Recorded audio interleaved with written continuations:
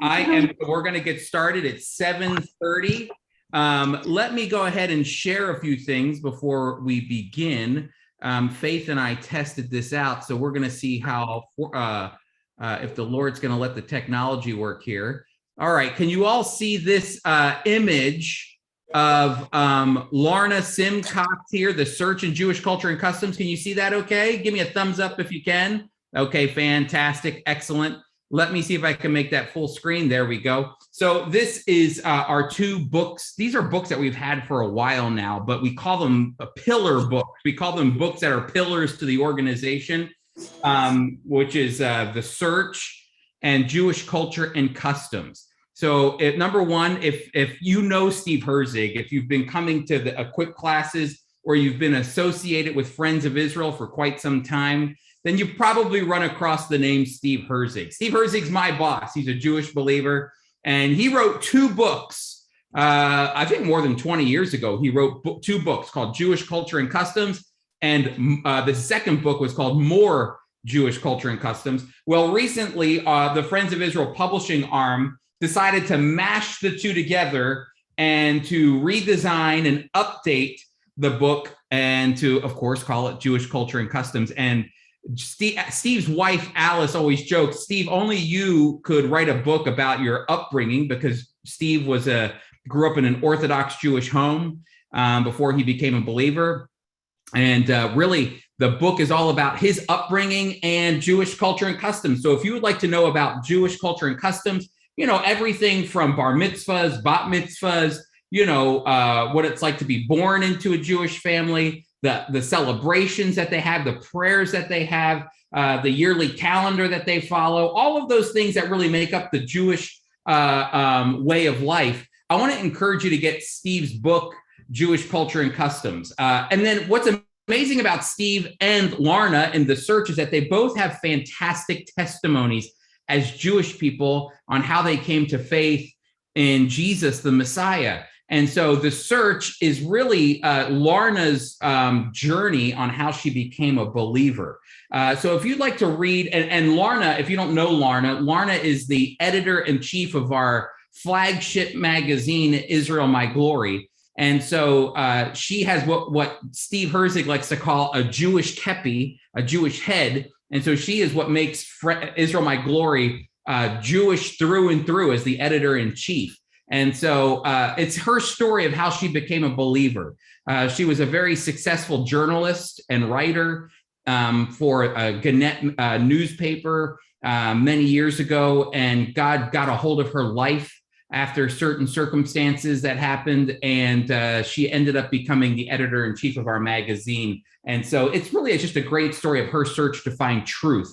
And truth in the Messiah, Jesus. And so if you're interested in this, it's just a great way to connect with the Friends of Israel as well. But you can go to foi.org/Jewish life to get these updated versions of some classic books that we have, like Jewish Culture and Customs and The Search. All right, let me see if I can share my next one here. You all need to come to this, okay? Let me share this. This is hopefully you can all see this screen. Let me get rid of this guy here. And hopefully you can see, let me make this full screen, our upcoming class, Thank God for Israel, which is November 2nd. I hope that you register for this by going to foiequip.org.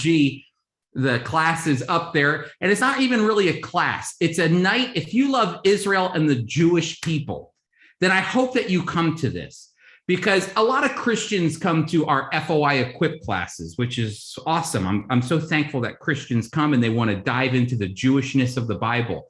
But what's going to make Thank God for Israel Night so exciting is that it is going to incorporate Jewish people as well. Jewish people who we get a chance to bless, show them the love of the Messiah through support for Israel. And we're actually we're going to have Daryl Heading, who is the deputy director for the International Christian Embassy in Jerusalem, talking about what's going on in Israel, what's going on in Jerusalem. And so he's just going to bring a great perspective on that. And so I hope that you register for this. It's a great way, if you love Israel and the Jewish people, this is just a great way to honor them and to show them your love for Israel and the Jewish people. So again, that's our Thank God for Israel Day. That'll be Wednesday, November 2nd, starting at 7:30.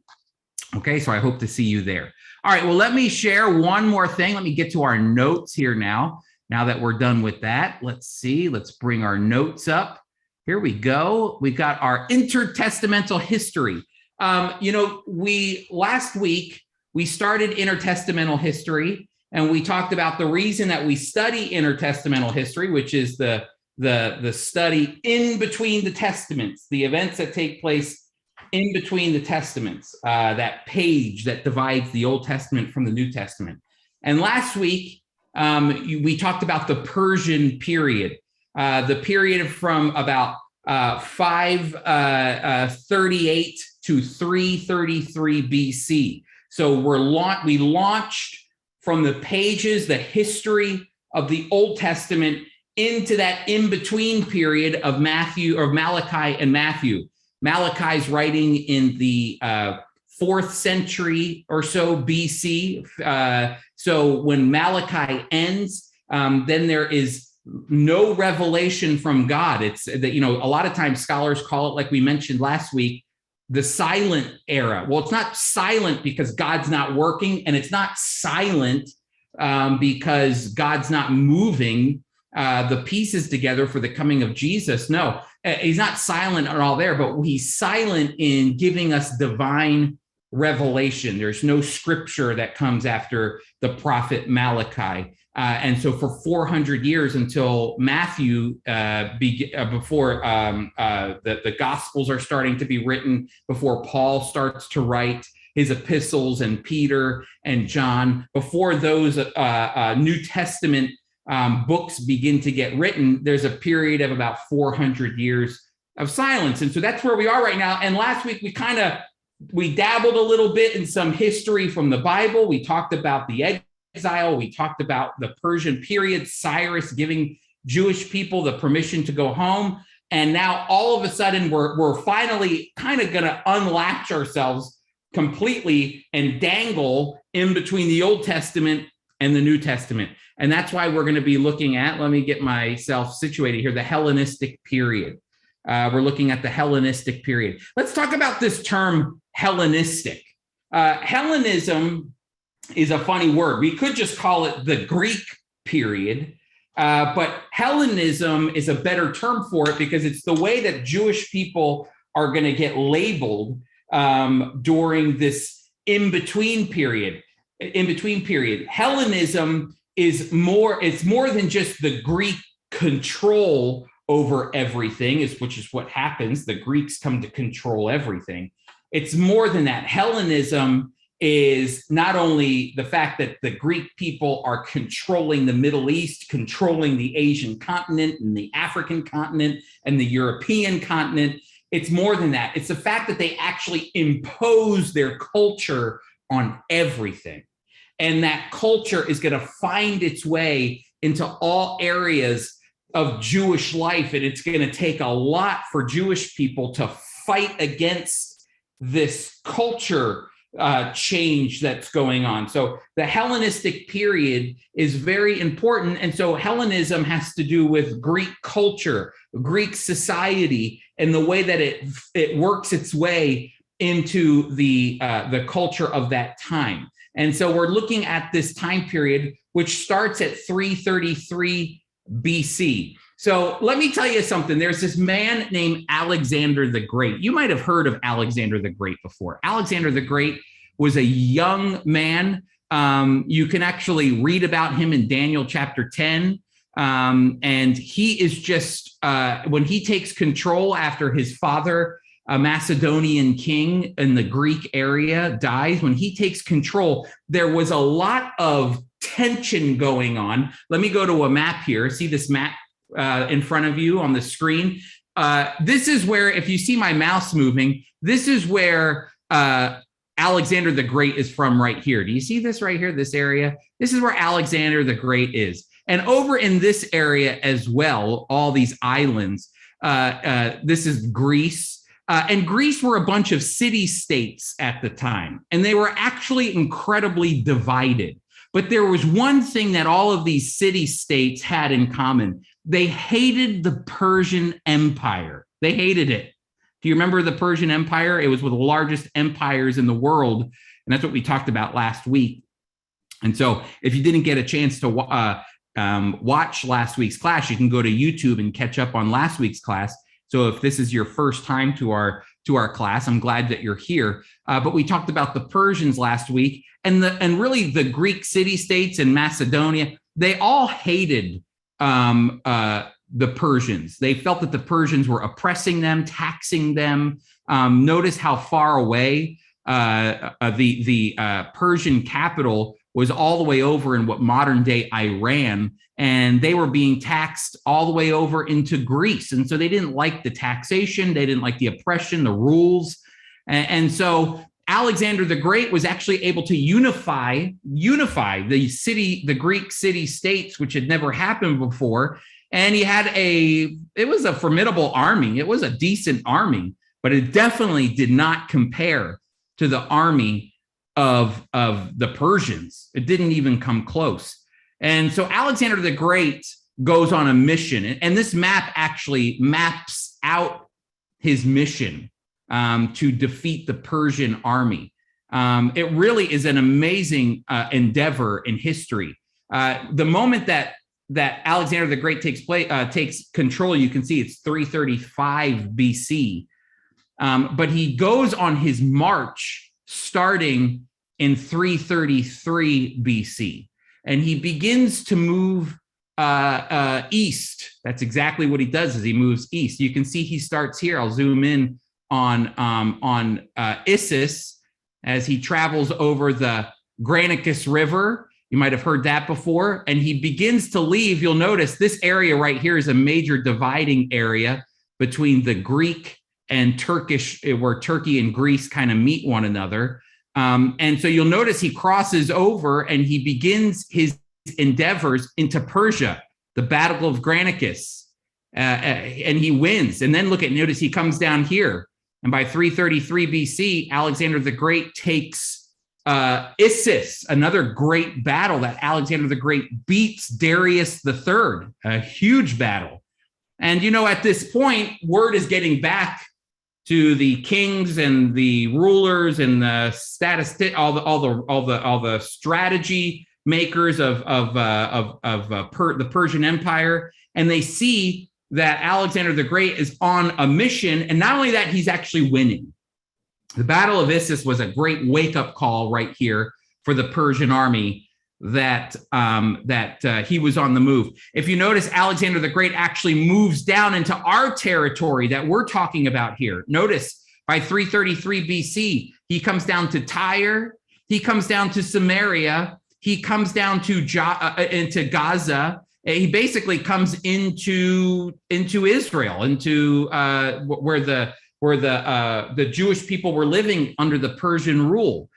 He comes down into Egypt, and you'll notice this is when he begins. He establishes his presence in Egypt. This was big, everybody. He establishes a presence in Egypt. This is where the name, if you've ever seen the name of the city, the Egyptian city, Alexandria, well, that comes from Alexander the Great. It was named after him. One of the greatest libraries, which we'll talk about in a little bit, the greatest libraries of human history that was destroyed was in Alexandria. And he comes down here, and then he comes back up. Notice he goes to Damascus, and he goes up further, and he begins to move further east.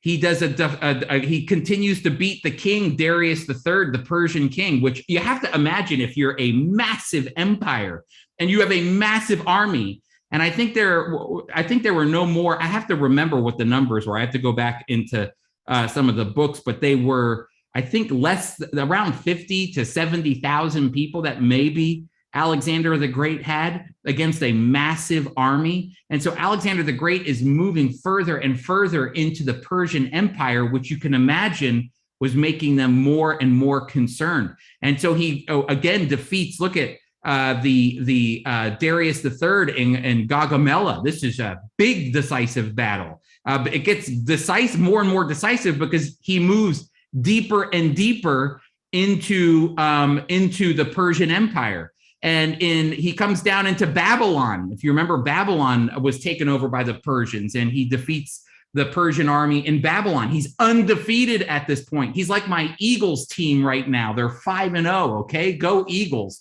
I'm sorry if you're not an Eagles fan, but this is exactly what Alexander the Great was doing. He was defeating the Persian Empire as he was on his mission to essentially break apart the empire. I don't know if Alexander the Great had the mission to take over the empire. I know that he wanted to deconstruct it, but he does end up taking it over, and he continues to push his army further and further east, even beyond the Indus Valley, even further than the Persian army of the Persian Empire went. He went way beyond even what the Persian Empire went. And if you notice, he comes all the way as far east as he can. And you know what happens? Alexander the Great's army, his men say, listen, we've been away from our families for 10 years fighting your battles. Either let us go home, because he wanted to keep going further east. Let us go home, or there's going to be a coup. And so Alexander the Great, a leader, says, that's fine. Alexander the Great is just a young man. He comes back toward the east or the west as he's coming back towards Greece. And he stops here in Babylon. And you'll see at the age of 33 in 323 BC, Alexander the Great dies. Now, this is significant because Alexander the Great defeats the Persian army, suppresses the Persian people, and brings them under the control of the Greek Empire almost instantaneously. He expands the Persian borders and makes them the Greek borders, and he goes even further than the Persians did, going all the way into India, beyond the Indus Valley. And then at a young age, he dies probably of an illness. They don't know exactly what that illness is. Scholars debate it. He dies in Babylon. Now, here's the problem, is that Alexander the Great didn't have kids. He had no kids whatsoever. And so the question is, who takes control of this massive empire? And so this is what happens. Let me see if I can move us forward here. What ends up happening is that his empire is divided 4 ways. Not among family, not among cousins or, distant cousins. I'm sure everybody wanted a piece of what Alexander created. It actually gets divided up among his generals. And I'll give you a picture of those generals. They're Cassander. Cassander takes Macedonia. Ptolemy, another one of his generals, takes Egypt. Seleucid takes Syria.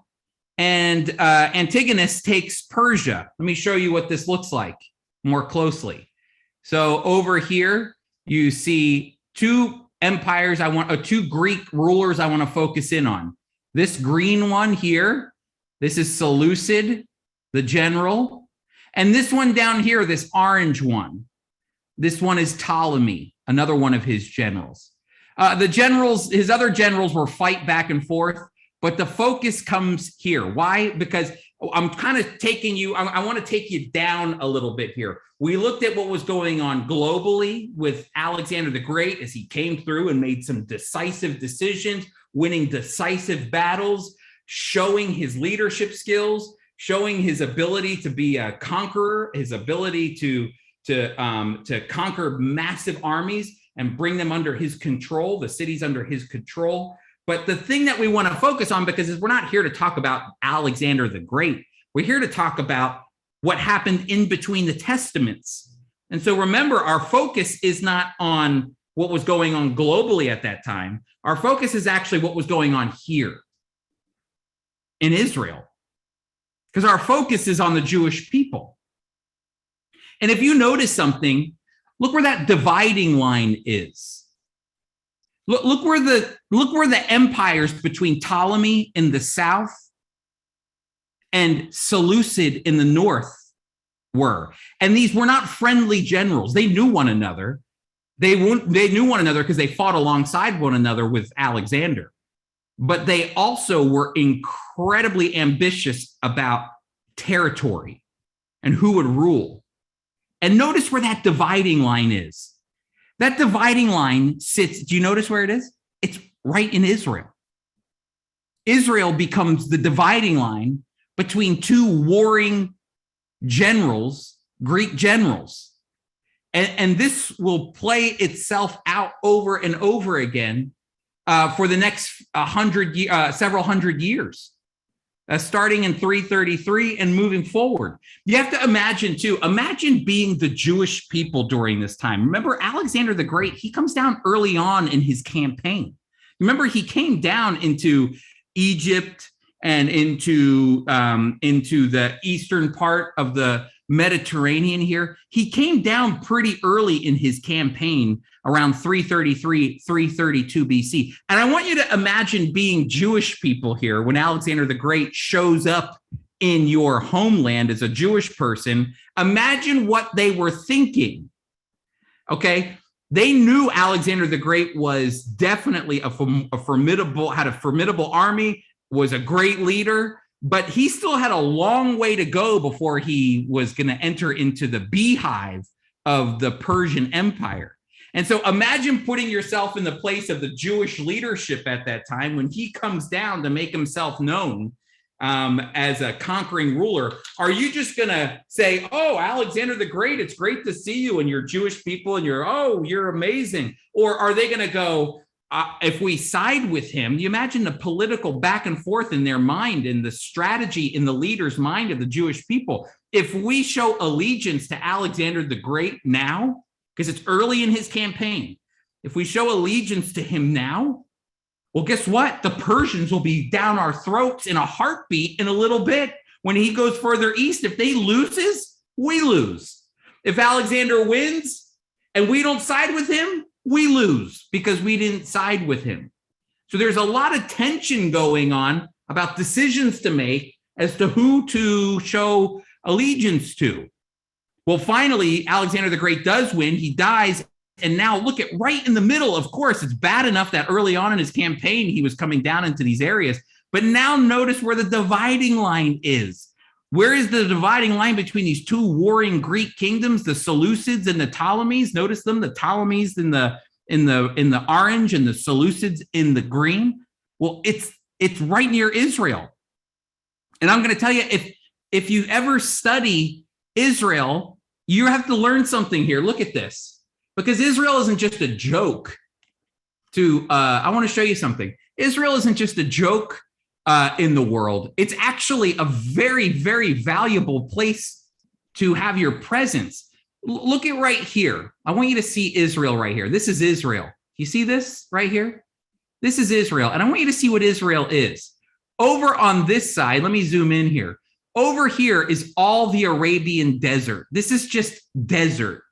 You cannot come from Alexandria. You cannot come from Memphis. You cannot come from these strategic cities in Egypt and come right up and cross over. Look at like this. You can't go like this. You die. If you wanted to go from here over to Babylon, like this, like make a shortcut, you would die.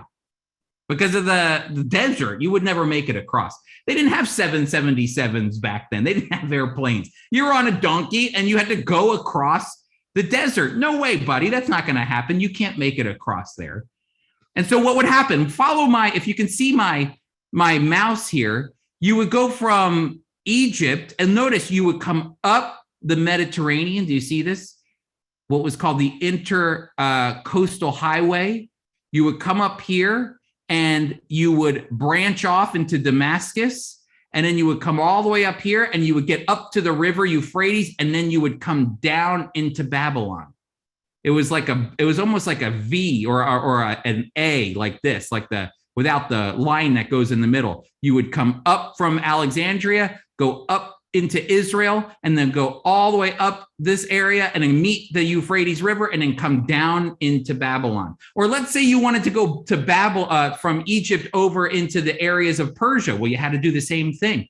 If you wanted to come from Asia up here, Asia Minor, Turkey, down into Egypt, you would have to go from Asia and get on a highway then. It was not like the highways of today, but definitely very similar. Paths that armies would walk on, transit would walk on. They had trade back then. They would get on these highways and they would come down along the coast near the water sources, and they would come all the way down through Israel and then into Egypt. Everybody, can I tell you something? Everybody went through Egypt.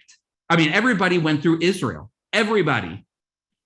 Israel is a narrow, look at how big this world is here, okay? Everybody went through Israel because there's no way that you can get through here. If you wanted to come to Egypt, it was very popular, you had to go through Israel. If you wanted to come from Persia to Egypt, you had to go through Israel. If you wanted to get to areas of North Africa, you had to go through Israel. All trade went through Israel. So if you controlled Israel, you controlled the world. And I'm not even joking with you. There is a place in Israel called Tel Megiddo. It's up here. Let me see if I can zoom in. Tel Megiddo is about right here in this area where my mouse is. Can you see that where my mouse is there? Okay. Tel Megiddo is right here. A tel is layers of civilizations. When an army would come in and destroy a city, let's say a foreign army would come in to destroy a city. They would come in, they would destroy the city, burn it, the city would fall, there'd be a layer of ash and rock, and then they'd build on top of it. And then another city would come in, or another empire would come in, and they would attack the city, burn the city, it would fall, and they'd build on top of it. And it kept doing this. And there are these huge mounds in Israel called tels. Tel Megiddo has, you ready? It has the most civilizations stacked on top of one another. It goes all the way back to the Canaanite period. 26 layers of civilizations. Even during World War I, they were fighting at Tel Megiddo. This area right here. Why were they fighting at Tel Megiddo? Why 26 layers of civilizations, the most civilizations stacked on top of one another? Why is this? Why? Who cares about this place? Why is Megiddo so important? Why? Because Megiddo is where the highway system that was basically this bridge. Israel is a land bridge between Africa, Asia, and Europe. Megiddo is the area where that land bridge narrows so much that if you controlled Megiddo, you controlled the whole world. So you have to imagine for Ptolemy, this southern ruler here, Ptolemy comes in and he takes control of the area. He has Megiddo. He has control of all of it. But the Seleucid Empire, the one above it, is going to war with him over time in order to control this area. Daniel talks about these battles in Daniel chapter 11. It's prophecy for Daniel. It hasn't happened yet, but it's very detailed. You can read about it because Daniel calls that green area up there controlled by the Seleucid kings, Seleucid and his dynasty that will follow after that. He will call Seleucid, the Greek king, the king of the north. If you ever read Daniel chapter 11, the king of the north, and he'll call Ptolemy in the south, the king of the south. He doesn't call them by name. He calls them by the location they're in. And notice where that dividing line is. That dividing line is going to shift back and forth as these two Greek countries are trying to gain control of this strategic location in the world. Because if you controlled that land bridge, you controlled world trade. You really did. It was amazing. Actually, there's a future battle that happens at Tel Megiddo. The book of Revelation talks about it in Revelation chapter 16, Megiddo. You know what the Greeks did? We're going to talk about how the Greek language came in because of Alexander the Great. But you know what the Greeks did? The Greeks can't speak Hebrew. None of us can speak Hebrew. It's hard. Hebrew is hard for Western-speaking people. It doesn't matter if you speak French or you speak Italian or you speak Spanish. Those are all Western romantic languages that we benefit from. Hebrew is a Semitic language. It's deep down here. And it's hard the way that they talk in Arabic and in Hebrew and other Eastern languages, Semitic languages. And so what's funny is they really can't put words together the way that they should be put together. So they called the Revelation chapter 16, the future battle, the battle of Armageddon. Did you ever hear the battle of Armageddon? Armageddon. That's Greek. In Hebrew, it's Har Megiddo. It's a location that John's talking about. Har in Hebrew means mountain or hill, and Megiddo is the town. Har Megiddo. And so when you say it fast as a Greek, Har Megiddo, Armageddon. And so even in the future, there will be a battle that takes place in Har Megiddo, the Mount of Megiddo, the mountain or the hill of Megiddo. So just a little history for you there as we're moving forward, because Alexander the Great's kingdom gets divided up, okay? And here's a better picture of it. Remember these two kings. Get it in your head. You ready? They're both Greek. These aren't two cultures fighting one another. They're both Greeks. Seleucid in the north, the green, a Greek. Ptolemy in the south, a Greek. They are Greeks. And so they are fighting for control over territory. And so during this time period, some interesting things happen, everybody. First of all, the development, this is so fascinating. The development of the Septuagint. You ever hear the Septuagint? I actually have one right here. Here it is. This is just the first, it's another book too. This one actually includes the Apocrypha in it, and it is all Greek. It's my Septuagint reader. Maybe you can see it if I hold it up nice and close. But this goes up to Second Maccabees, but it includes the Torah in it, which is Genesis, Exodus, Leviticus, Numbers. It includes the Kings and Samuel. It includes Judges and Ruth, and it's all in Greek.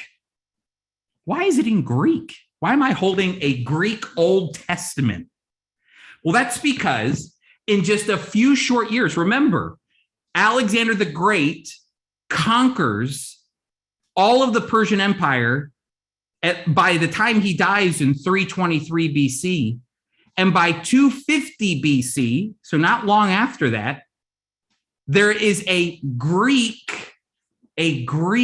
Old Testament being written. Now, why is that? Well, that's because of Hellenism. Because see, Alexander the Great, he didn't just conquer lands. Do you remember, if you were with me last week? If you were with me last week, we talked about Cyrus, the king of Persia.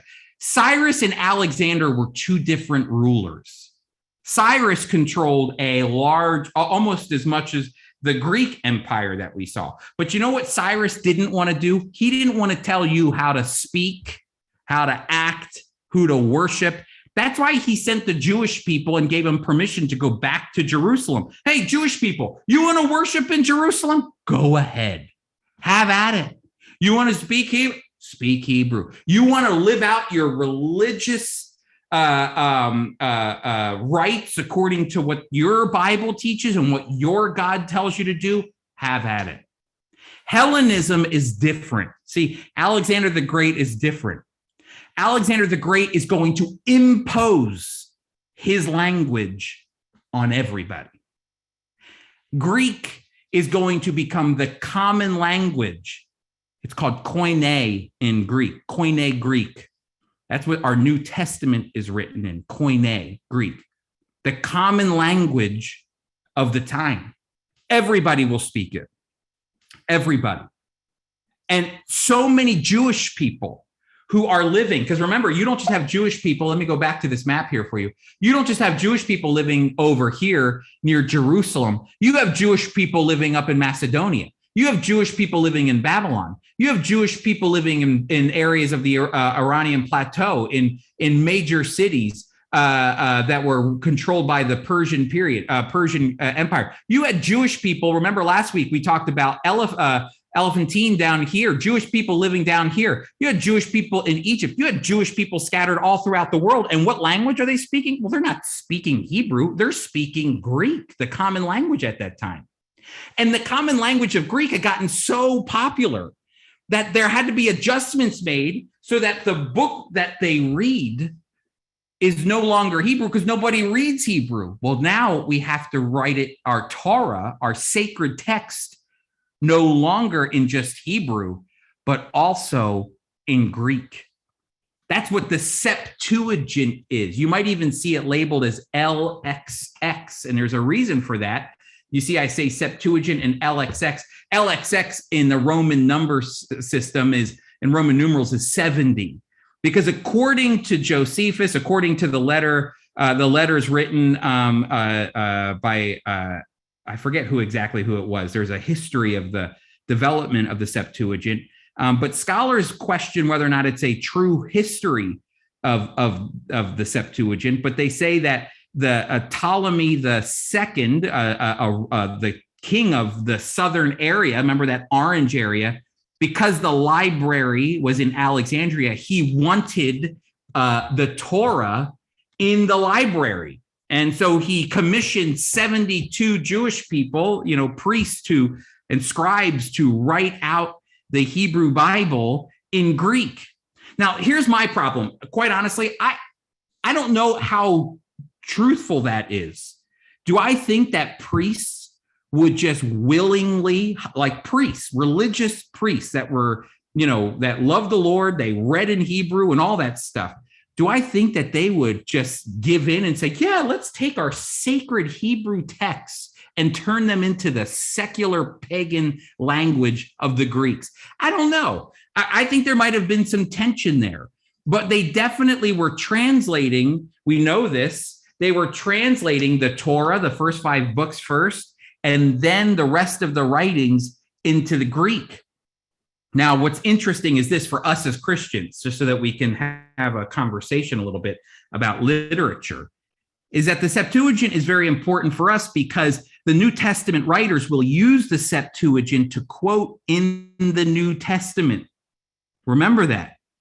They're not technically quoting from the Hebrew Bible. A lot of the quotations in the New Testament of the Old Testament come from the Septuagint, not just from the Hebrew scriptures. They come from this. Let me tell you an area why I think the Septuagint is important. There's a great passage in Isaiah chapter 7, verse 14. You remember that passage? It's about the virgin birth. Do you remember that? In Isaiah 7:14 in the Hebrew language, it talks about the fact that the virgin is an alma in Hebrew. An alma in Hebrew is just a young lady.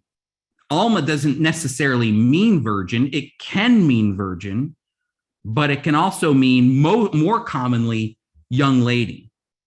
But when you read in the Septuagint, Isaiah 7:14, it actually gives us the more defined term for a virgin. And that's where our concept of virgin comes from, because see, you have to think about what's going on here. In the Hebrew, the word alma is flexible. It's we were with a Polish person today, and we were having conversation, and I'll tell you, she spoke fantastic English, but it is not her first language. And so she was trying to find the word for flexible, and she used the word elastic, which is an even better word. And I will use that same word for the Hebrew language. The Hebrew language is an ancient Semitic language. And you know what ancient languages are like? They're elastic. Words are elastic. They're not firm. They're not nailed down. The ancient language is very elastic, if you will. And so only the speakers can really understand by context and what people are talking about. Greek, on the other hand, is completely different. Greek at that time was so defined. It had many tenses. It has more words that are more definitive about what they're talking about. So you have to think about this. It was Jewish authors who translated the Hebrew into Greek. But you know what the Septuagint does for us? It gives us more definition into how Jewish people understood those words. Because if Jewish people just simply wanted to say it was a young woman in Isaiah 7:14, well, they could have just wrote young woman. There's a Greek word for young woman. They could just write young woman. But the Jewish people that were translating the Hebrew into Greek, they chose the word for virgin, very, very, very, very specific. They did that on purpose. They did that because that's how they interpreted the word Alma among themselves. That's what they knew at the time. And so it's important that the Septuagint, the Greek translation of the Bible, is so important because not only does it give us a more definitive look in defining how the Jewish people read the Old Testament by giving us some more defined words to how we read the Hebrew text, but it also plays out because if you remember, what's your New Testament written in? It's not written in Hebrew. Your New Testament is written in Greek, of the very defined language, specific language of Greek. Why? Because Greek dominated at that time, even under Roman control. Later on, that we'll look at later on, you'll see that the Greek language was incredibly. It still dominated the culture for several hundred years, even after the death, burial, and resurrection of Jesus. The Greek language is going to play a major role because of what Alexander the Great did. He not only defeated the Persian Empire, he also brought his culture into all areas of his world, and they all spoke Greek. Everybody spoke Greek. Let me just say this too. I want you to look down here really quick. The Oniads and the Tobiads. Okay, these are two families that would be fight against one another. Let me go back to this map really quick. Okay, I want to show you something that's fascinating because power at this point in Israel's history, power at this point can be bought. Okay, in the Old Testament, do you remember how a high priest would pop up? A high priest would have to be the son of Aaron, the high priest. You'd have to come through the line. Well, guess what happens when you're no longer controlled by a king in Israel, a Jewish king, and you're controlled by the Greek Empire? Well, guess what? Power can be bought. Onias was a high priest that lived in Jerusalem at that time and ruled. And you know what Onias stopped doing? He stopped paying taxes to Ptolemy, the king in the south. And so you know what the king did? He partnered with another Jewish family, very wealthy Jewish family, the Tobiads, and they were willing to pay the tax, and they were willing to actually upfront money. And you know what they did? They bought power in Israel. They bought power among the Jewish people.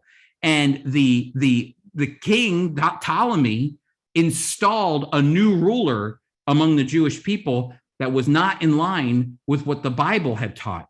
And so it creates a tension, and it shows us what's going on during this time. Because remember, they're influencing not only culture, they're not only taking over the Persian Empire, the Greeks, and influencing culture with their language and their literature and their paganism, but they're also saying, we can buy you.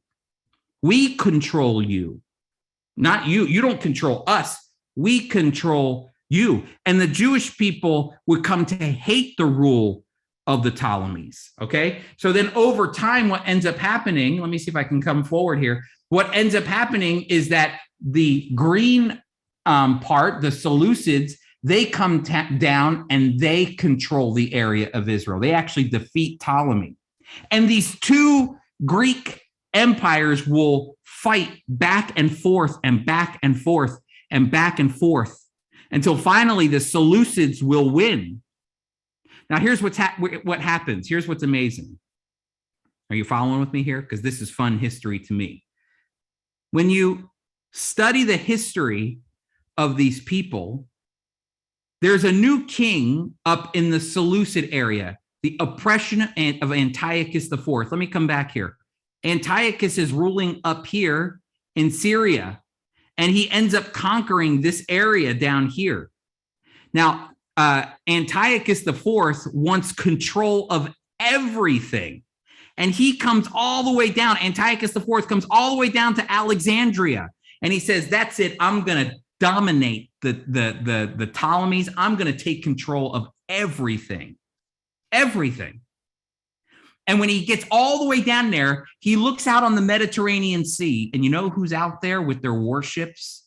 When he's about to finally defeat the Ptolemies, he looks out and you know who he sees? The Romans.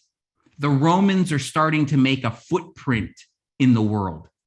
And Antiochus IV, which we know him as Antiochus Epiphanes, Antiochus IV looks out and he sees the Romans and they say, go home, Antiochus, go home. And Antiochus, this Seleucid king from this green area here, who ends up taking over a lot of this area in Israel, he gets so angry that he lost, that he goes back up from Alexandria and he marches his way into Jerusalem. And he is so angry. You know what he's angry at? Is that he wants everyone to be Greek. He wants everybody to be like him. And he's angry because he lost. He's angry because the Romans showed their muscle and he couldn't defeat Ptolemy. And he's so frustrated. And you know what he does? He marches into Jerusalem and he says, I'm tired of you Jews. You Jews are not like us. You don't worship the same God. You don't worship in the same language. You do everything different and I don't like you. So you're going to become Greek like me and I'm going to force it on you.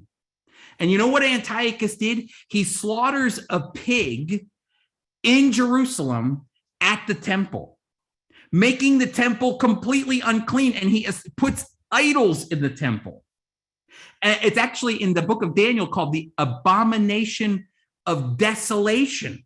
He completely made the temple, rendered it completely unclean. No one could worship there because of the blood of a pig is spread all over the temple. Then he was going to make, he did. He went around to all of the cities surrounding Jerusalem. And he said, listen to me, Jews, you are going to be like me. And you're going to show that you honor me as your king, not God, me. And so he made all the town leaders line up and slaughter pigs as a way of showing honor to him, doing something completely unkosher. He stopped Sabbath worship. He demanded they read the Torah, no more the law. He made sure as a Greek that they followed the Greek ways. No more circumcision. You can't be different from us anymore. No more circumcision, no more Torah, no more celebrating your feasts, none of it. You will be like me.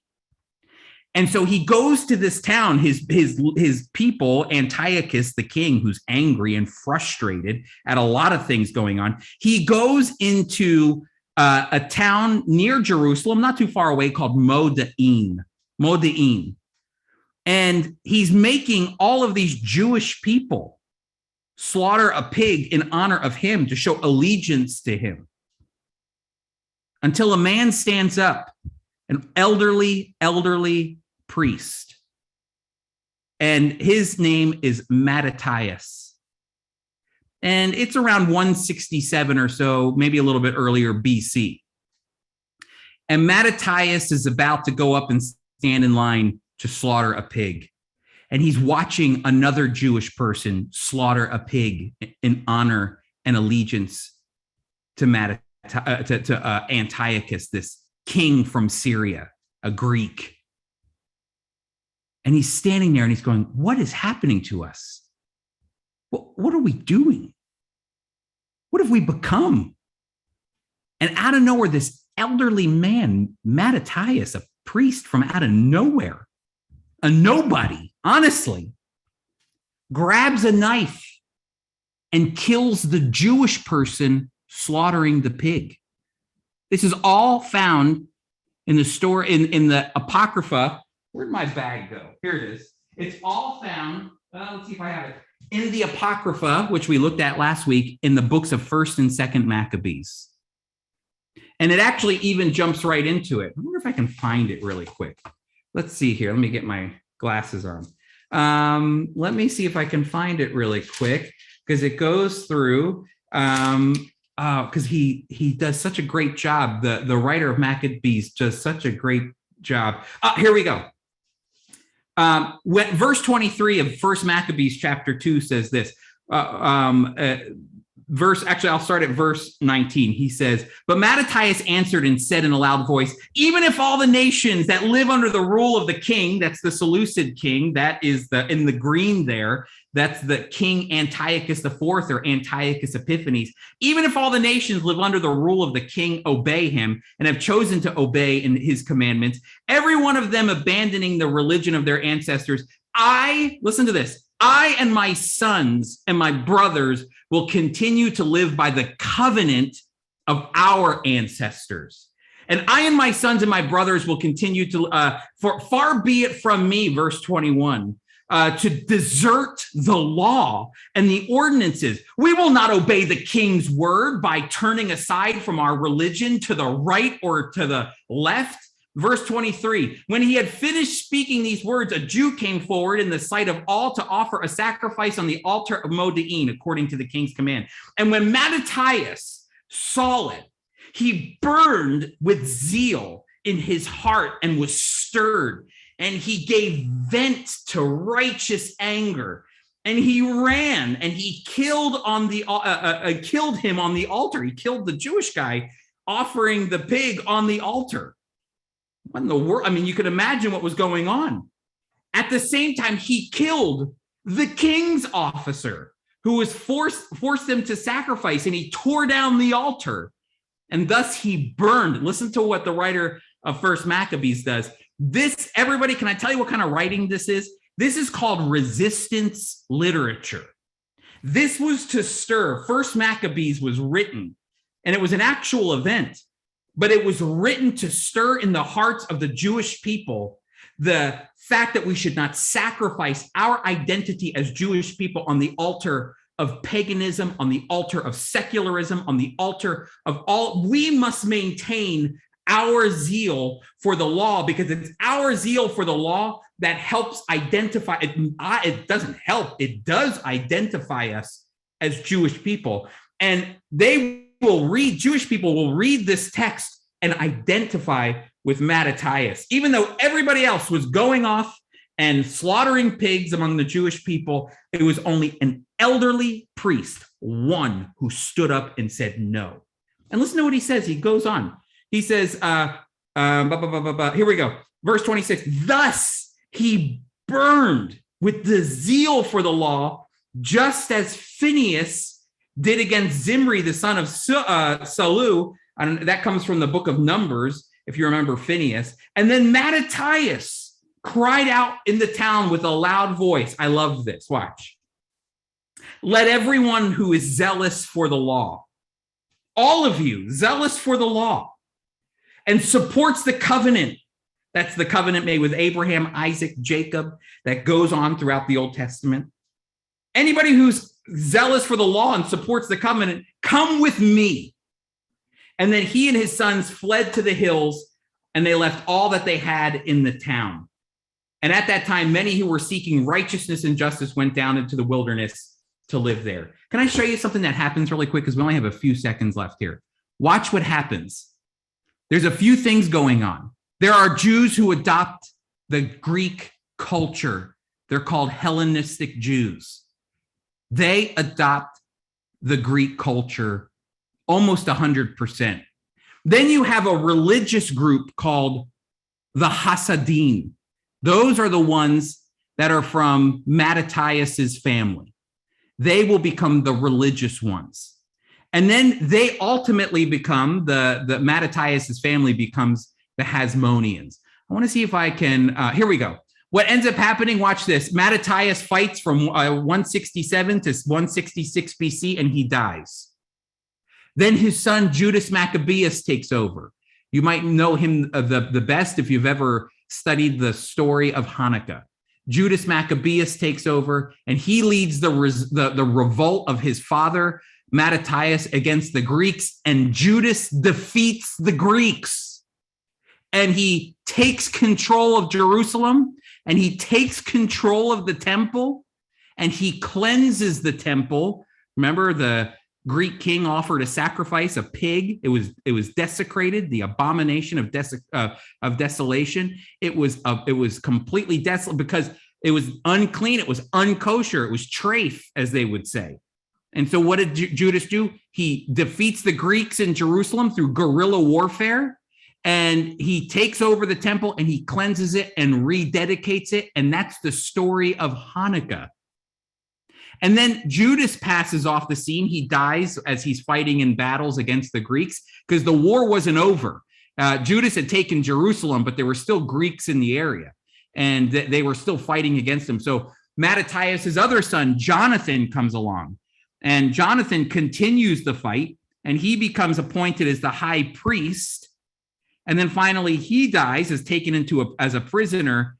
And then the eldest son, the second eldest son of Mattathias, Simeon or Simon, he is ultimately the one that makes a deal with a new king up in that green area, the north, and he seals a deal of allegiance with him. Not allegiance like offering a sacrifice, but a partnership. An alliance is a better word, an alliance. And through that alliance, they grant Mattathias' family and the Jewish people freedom. You know, the state of Israel was founded in 1948, the modern state of Israel.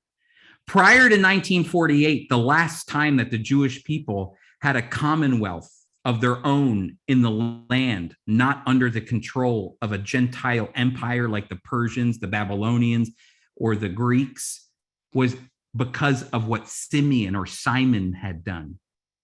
It would go from 142 BC to about, this is 134 for him, but until about 63 BC, when the Romans would occupy the area again, which we'll look at next week.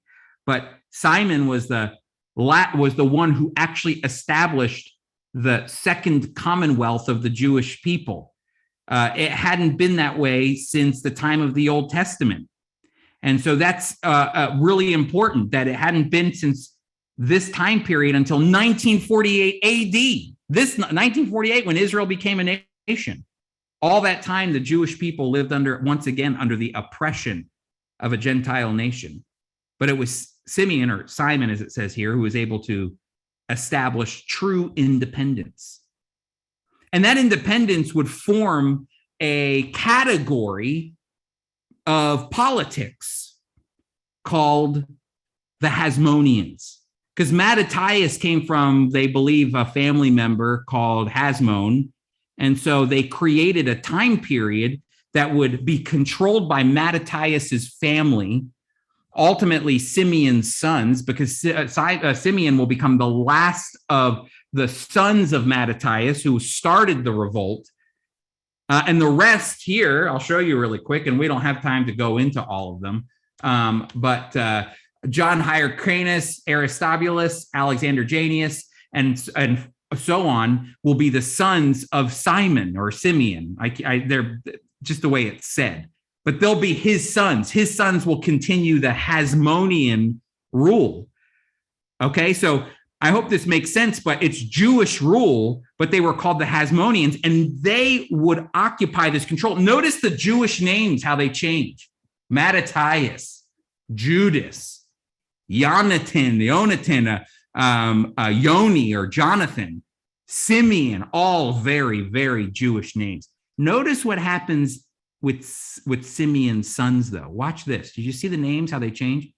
John Hyrcanus, Aristobulus. Oh, now all of a sudden we're adopting more pagan names. Why? Because they got rich and the Romans were around them, and they found power and influence apart from their own family, which comes from the line of Mattathias. And you have to imagine, among the Jewish people at this time ruling, Mattathias is a hero. He is a hero of the Jewish people. The Hasmoneans are heroes of the Jewish people. They defeated the Greeks, and we were able to preserve our faith and our identity as Jewish people. But what happens? Once again, just as in the Old Testament, Just as all throughout history, even though you had a revolt and you stood up for who you are, eventually you begin to acquiesce into the warm bath of the secular, or not the secular, I'm sorry, but the pagan world around you, because it's too easy. You know who ends up becoming Pharisees? It all actually stems from this man right here, Mattathias. You know where Pharisees come from? They come from the line, not the family line, but the tradition line of Mattathias. Zealous for the law. You heard it right here in Maccabees. They were zealous for the law. Zealous. They fought, they killed their own people for the law. They killed the Greeks for the law. They defeated the Greeks for their zeal for the law of God and the commands of God and the covenants of God. Where does that come from?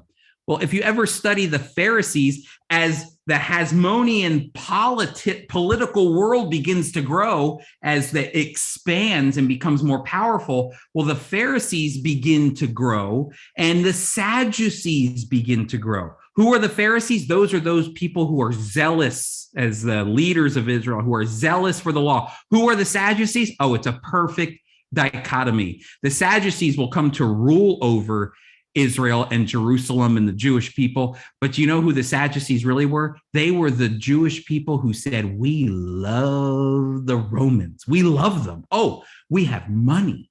We have power.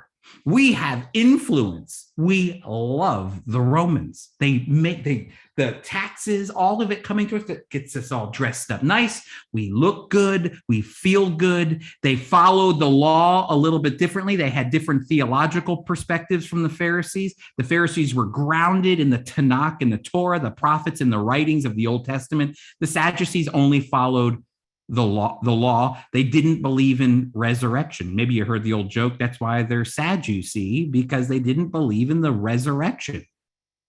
But all this begins to stem from this time period where the Jewish people had control of the land of Israel, the Second Commonwealth.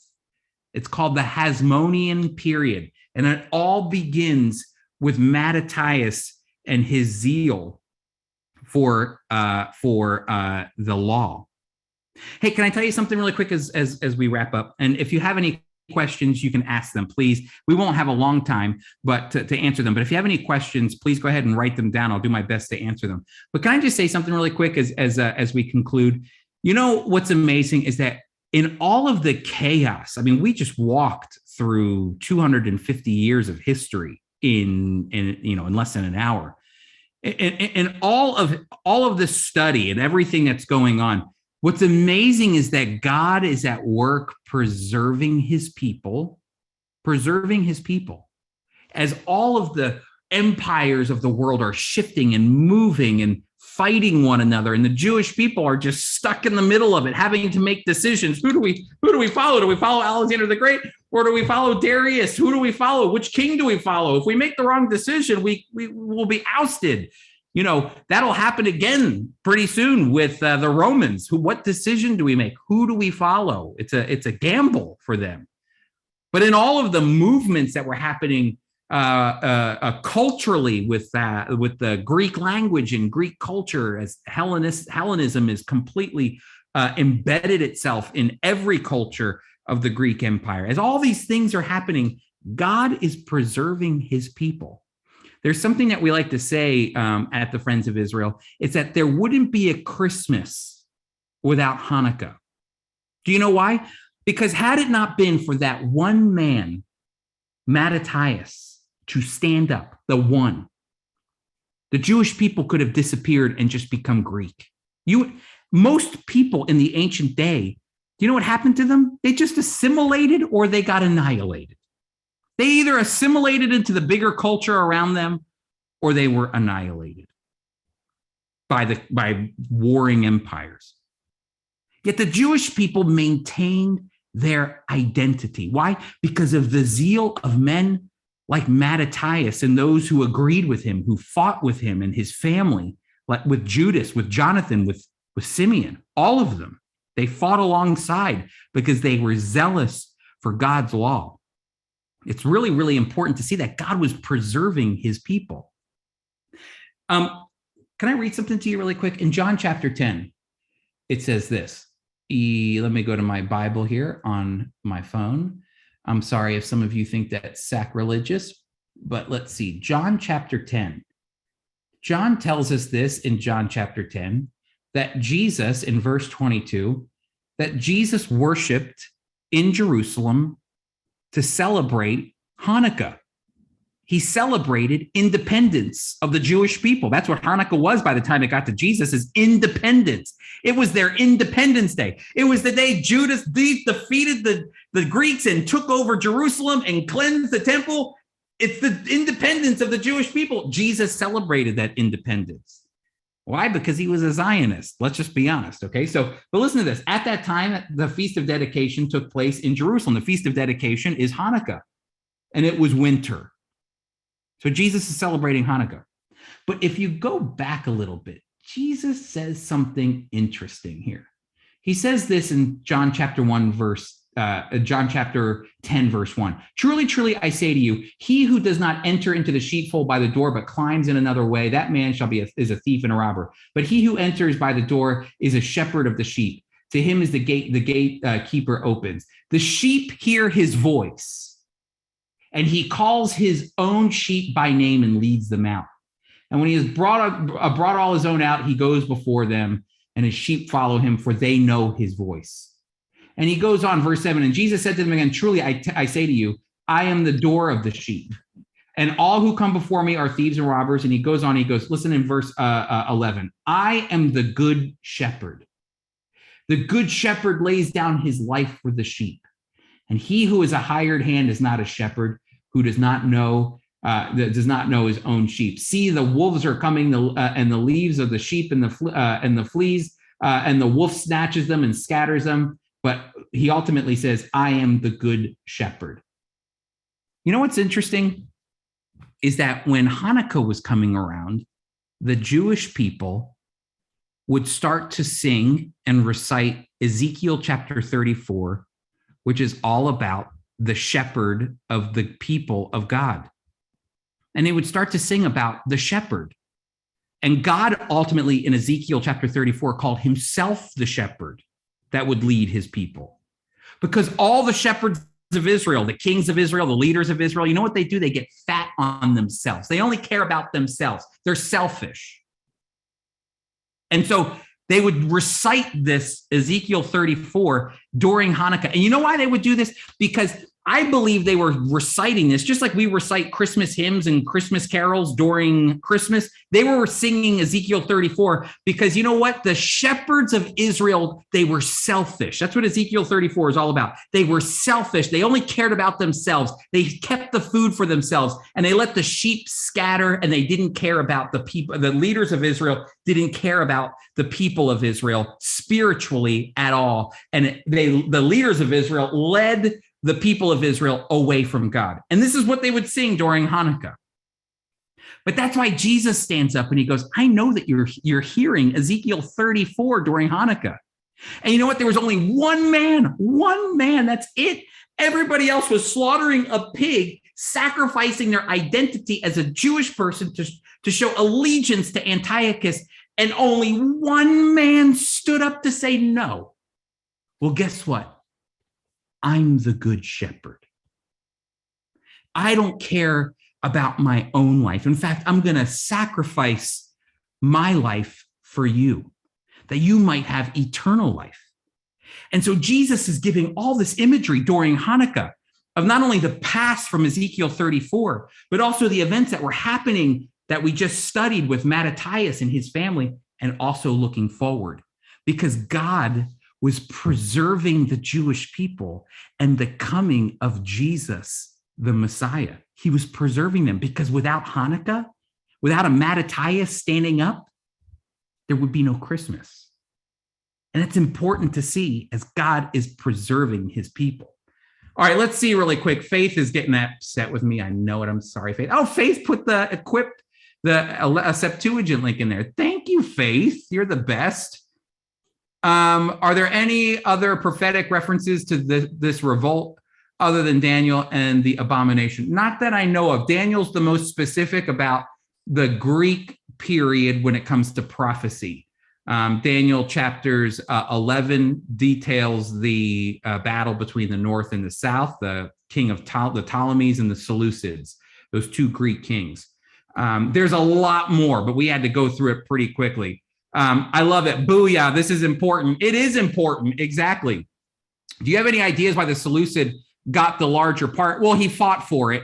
And quite honestly, most of the Greeks didn't want all those areas out into the far areas of the what was the Persian Empire. For them, their world was Macedonia, Turkey, and areas of the eastern parts of the Mediterranean. Most Greeks were not too interested in going all the way out into Babylon and into areas of the Indus Valley. So, when you begin to control that large swath of land like the Seleucids did, it was probably more because it was like owning larger swaths of land, because it was just something that they were not interested in having. Most of the people wanted the sections closer to where they came from, so they fought over those the most. Because if you notice where a lot of those boundary lines were among the four generals, they all were between Macedonia, Turkey, the areas of Syria and Israel, and down into Egypt. Everything else you could have it, but we want these areas. But that's a really great question. Can you explain who Hasmon was? This is actually a question among scholars. Who is Hasmon? We understand through Josephus, and I think Maccabees might talk about it, that his family line comes through Hasmon, which becomes the Hasmonean dynasty. But it's Mattathias's family. But we don't technically know who he was. But we know Mattathias was a priest, so he might have been within the line of the priest for sure. Which Greek general did Cleopatra marry? Yeah, I'm trying to remember this. I do think it was Ptolemy, if I remember correctly, because I think it was maybe Ptolemy. I think it was Ptolemy. One of the. Look at David. Dave writes, Cleo married Ptolemy the 8th. Okay, great. Or who's that? What is that? Yep. Okay, good. Mark Antony. Yeah. See, there's a whole history here, but I knew it was a Ptolemy. So great question. Booyah in Chinese means don't want.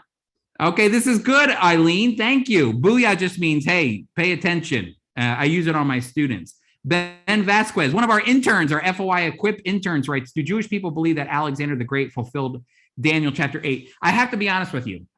Most Jewish people believe that Daniel was written later, or probably more into the 4th century AD, 3rd century AD. And so they late date it because they can't believe, if you actually read Daniel chapter 11, the battles between the kings of the north and the south, it goes through a series of the Ptolemies kings and a series of the kings of the Seleucids. It's not just one king. It actually, Daniel 11 details the movements of several of the kings of the Ptolemies and several of the kings of the Seleucids. And so it's so detailed to the events that a lot of the scholars say it's impossible. This was an event that already took place and Daniel wrote it like a prophecy. And so they late date Daniel. I actually don't believe Daniel is late dated. I think it was prophecy for Daniel, but I think most people, of course they consider it to be Alexander the Great as he's writing, but they don't necessarily believe that Daniel was writing because it was prophecy, but because it was probably something that had already happened. A lot of scholars, Hebrew scholars, actually believe Daniel was written as a result of the Maccabean revolt that took place with Mattathias. So great question. Pinky, great to see you, Pinky. Love seeing you. What is the source info re Ezekiel 34 time of Hanukkah? Yeah, there's a couple good articles, Pinky. I have to find it. If you email me, please, I'll do my best to find it. I wrote an article in Israel My Glory on it. I found a scholarly reference to it several years ago, and it definitely is eye-opening. So Pinky, if you email me, I'll do my best to get that to you. What tribe was Mattathias from? If he was a priest, he was probably from the Levitical line. since he was definitely a priest at that time. Definitely we'll be reading latter part of the book of Daniel from a whole new different perspective from now on. The class was a wealth of information. I know it was a lot of information, Adrina. I'm thankful that you hung with us. Thank you so much. God was preserving his people. This is very encouraging statement as we stand for Israel, support the Jewish people, and we keep looking up, knowing our redemption draweth nigh. Amen. I love that. Julie, the more I learn about the Jewish history and culture, the more it helps me understand Jesus and why he said the things he said. Amen. That's why studying the Jewishness of the Bible, I call it the black hole, because the moment you start getting deeper and deeper and deeper, it never ends. You just keep learning more and more about the Jewish people. Crystal wrote, I heard a story that when Alexander the Great came to Jerusalem, the Jews were worried about what he would do. The high priest decided to open the gates to Alexander. This actually comes from Josephus. It's questionable, Crystal, whether or not it's true or not. That's the question as to whether or not it actually happened. But a story I left out for time, but I'll highlight it here. The high priest decided to open the gates to Alexander and show him the scriptures from Daniel that God prophesied is coming. Alexander was so impressed that he honored and protected Jerusalem, walked into the gates instead, and rode as a conqueror. Yeah, and he became an ally of the Jewish people because of that, and a friend. Again, it is not divinely inspired. There's question as to whether or not it is folklore, if you will, or not. But we know he did not destroy Jerusalem. So there's definitely that to take into consideration. Thanks. Let's see. Thank you. Answered questions. Mattathias was a priest, so he was. Yep, that's right. Let's see. Anything else? This is great information. Thank you. Okay, great. Thank you so much, everybody. I hope that you enjoyed this class, our second class. Hey, can I tell you something? I teach this class for Word of Life Bible Institute for second-year students, and I have at least 10 hours with them. I only have 3 classes with you, okay? So I hope that this was encouraging to you. I know I'm talking fast. I'm dropping a lot of information, but we are sprinting through history together. And so as we engage with this, I hope that it's opening your mind to what was going on during this time as God was moving the pieces of the world, politically, religiously, all that to get to Jesus. Hey, can I tell you something really quick to encourage you? Even though God, you don't feel like might be speaking in your life right now, it doesn't mean he's silent. Even though you might not feel like you're hearing from God or sensing God's presence, guess what? He is still moving in your life. The thing he wants from us, I honestly believe it, is exactly what Mattathias does. No, he doesn't want us to go kill people. No, he wants us to have zeal for him, zeal for his word, zeal for obeying him and showing allegiance and honor and love to him. That's what I take away from this, that even when we don't maybe feel like he's there, that even when we feel like he's not there, we're still honoring him and praising him. So keep remembering God is always moving in your life. Thank you, everybody. Hey, you better be coming to that Thank God for Israel Day. You better be doing it. Don't you? You better sign up right now, okay? Go to foyequip.org. Bye, everybody. Good night, Faith. Thank you, Faith. I know I kept you up late.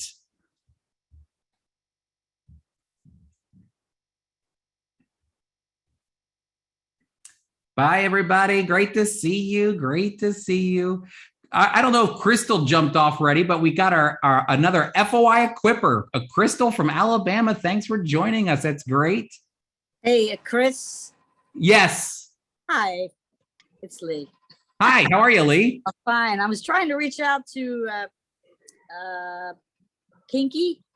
Yeah. I don't know if she's still on or not. I don't know.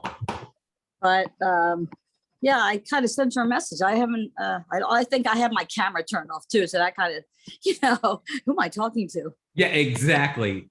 But at least it's all online, though. I think she might have jumped off, but you might be able to reach out to her. I don't know if you have her information. No, I don't. Yeah, I don't know if I can give it, but maybe next time do a quick shout out and I'll connect you guys. Okay. All right. Thank you. You're the best, Lee. Great to see you. Yeah, take care. Bye, everybody. Great to see you. All right. I love it. I hope you're liking intertestamental history. I hope you're enjoying it. All right. Lahi throat. That means we'll see you soon. Bye.